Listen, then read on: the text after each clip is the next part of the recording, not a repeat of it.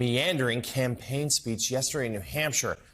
Trump also threatened to break Biden's nose, compared himself to Nelson Mandela, and promised that if reelected, he would ban immigrants from entering the United States if they, quote, don't like our religion. It was Joe Biden with his weakness and what he did with Iran and others that caused the attack on Israel. We're dealing with stupid people. Dealing with stupid people. He funded Hamas, Hezbollah abroad while he launched a war on patriotic citizens at home. You know what I do with him? Oh, I do. Boom, boom, boom. I'd hit him right in that fake nose. That fake nose. They'd have plastic lying all over the floor.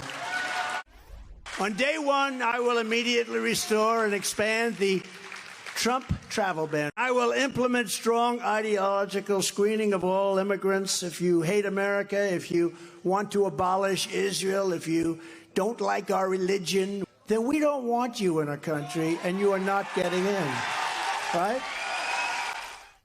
Joining us now, Moynihan Public Scholar Fellow at City College here in New York City, Christina Greer. Professor Greer, great to see you this morning. We should note virtually everything Donald Trump just said there is not true. He also took credit for being the first person to notice that U.S., as in the United States, also is us. We'll leave that aside. What matters, though, is some of the more serious things, which is, in fact, that he would proposing to test incoming migrants for their religious preferences. That, of course, flies in the face of founding documents of this nation. Speak to us, if you will, about the moral and ethical implications of such a proposal. Good morning, John. I think we need to slow down the analysis sometimes, because the former president is saying such dangerous rhetoric, and you hear people screaming in the audience who are in support of this. But he's all over the map with his campaign stumping. But it's everything from immigration to flat out lies, as you and your colleagues have to now note, to really creating this us versus them. And that's America versus the world. It's Donald Trump and his supporters versus everyone else who doesn't believe in what he believes. And we're seeing someone who is facing, 91 counts across several states. So the desperation and the vitriol to essentially do what he tried to do on January 6th, and he was pretty successful in that endeavor, to really gin up his base so that if things don't go his way, they see him as the victim. I mean, he compared himself to Nelson Mandela. They see him as being attacked unfairly by everyone from Joe Biden to just Black women across the board. When we think about Tish James or the judge in Atlanta, I can't stress enough sort of the undercurrent and the overt sort of racism and sexism and xenophobia and anti-immigrant and anti-Muslim sentiment that he consistently spews, and even a little anti-Semitism sprinkled in there, depending on what speech he's giving.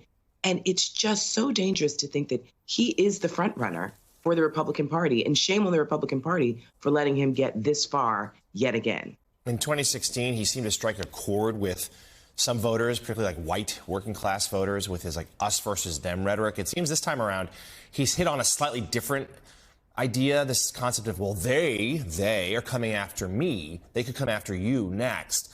Do you think tell me why you think that's resonating with a pretty significant block of Republican voters? And do you think that has any crossover appeal for a general election?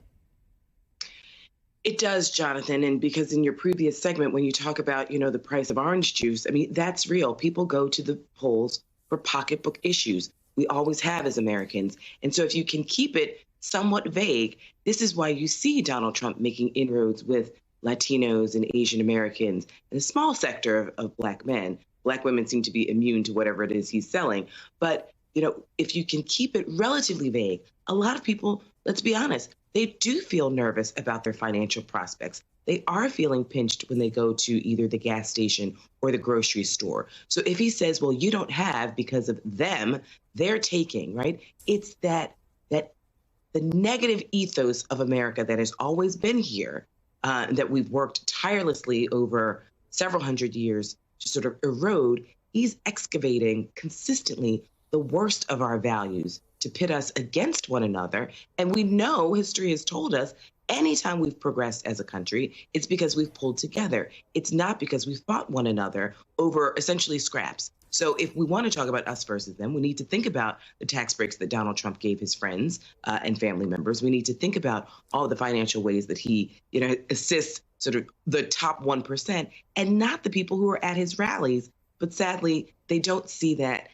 It's much easier just to say it's immigrants or people of color who are taking from them as opposed to Donald Trump and his party. Yeah, and it seems staggering, just in one speech alone, the number of things to shock and to horrify, and yet every poll shows that he and President Biden are neck and neck, with a year or so to go until Election Day. We're going to be talking about this a lot in the months ahead. Moynihan Public Scholar Fellow, City College of New York, Christina Greer, great to see you as always, my friend.